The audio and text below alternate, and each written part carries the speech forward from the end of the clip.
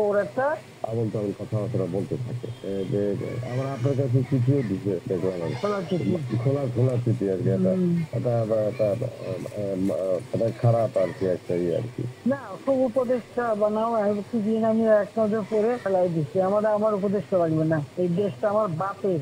আমার বাপ জি, স্বাধীন জি। করে দিয়ে গেছে। আমি জানি এই দেশ আমি চিনি। এখানে আমি বাংলাদেশের বসে বসে কথা বলার শুট করে আবার আমার উপদেষ্টা বানাতে গেছে। চোর একটা ও বলছে এখান গ্রামীণ ফোনের সব ইনকাম গ্রামীণ ব্যাংকে যাবে, যে টাকা গ্রামীণ ব্যাংক গরিব মানুষের সাহায্য করবে।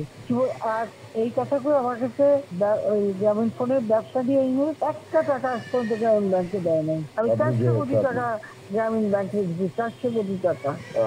ওটা তার অন্যান্য প্রতিষ্ঠানে এই, লাগাচ্ছি আরকি। এই, না না, তখন গ্রামীণ ব্যাংক ফাইলের বক্স ঢুকাই দিচ্ছে। গ্রামীণ ব্যাংক তখন ওই শেষ হয়ে চলে যাচ্ছিল। হ্যাঁ, ওর হ্যাঁ। বদৌলতে গ্রামীণ ব্যাংক মাঠে বসে গেছিল। জি, জি। প্রথম সব ব্যাংকের সব টাকা তো লুটি খেয়ে গেছে। তখন আমি প্রথমে 100 কোটি, তারপর 200 কোটি, তারপর আবার 100 কোটি, এটা 98 সালে ও, দিচ্ছি, দিয়ে ও, চালু রাখছি। তখন এই ও, গ্রামীণ ফোনের ব্যবসা ছিল। এই ও। ব্যবসাটার থেকে যে লাভটা হবে সেই টাকাটা চলে যাবে গ্রামীণ ব্যাংকে, রেগুলার গ্রামীণ ব্যাংকে একটা সোশ্যাল ইনকাম থাকবে। জি, জি, এই বলে ব্যবসা নিয়ে তখন যখন ব্যবসা নাই, তোমার বলে রাখি, যদি কোনদিন প্রশ্ন ওঠে জি, বলতে পারবা। জি। 51% মালিক হলো বাংলাদেশ, আর বাংলাদেশ। 49% হলো নরওয়ে কোম্পানি। জি, আর এখন যে দেখো, সব সে ব্যবসা নরওয়ে কোম্পানির কাছে, তার নিজের কাছে বোধহয় 10 ভাগ বা 15%-এর মতন হয়তো থাকতে পারে, সমস্ত সে বেঁচে খেয়েছে।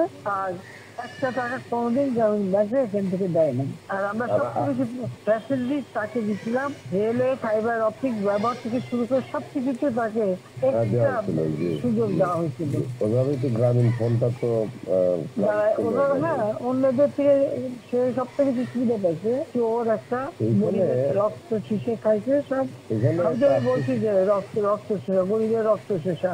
রাইট।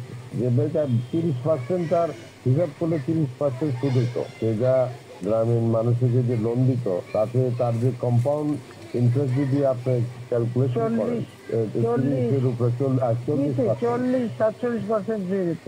যে কেমন হয়, তাহলে আর লোকের আর কি থাকবে, ও তো গরিব আরো বেশি করে হয়ে যাবে। গরিবের কাছে তার তার লোনে হিলারি তো সে ভালো হয় ক্লিন্টনে, না। তোমরা তো ইতিহাস জানো না, হিলারি ক্লিন্টনে নিয়ে গেছিল যশোরে, তার হাত দিয়ে গ্রামীণ মানে ব্যাংকে ঋণ দেওয়ালো। এরপর সেই লোকগুলি সাধারণ গরিব লোক, হরিজন গুলি, হ্যাঁ, হ্যাঁ, তারা ওই এলাকায় আর থাকতেই পারে নাই, কারণ ওই ইন্টারেস্ট দিতে দিতে দিতে তারা ফকির হয়ে নিজের যে বাড়িঘর ভিটা মাটি তাও কেড়ে নিয়ে গেছে। তারপরে তারা ওই এলাকা থেকে হারায় গেছে।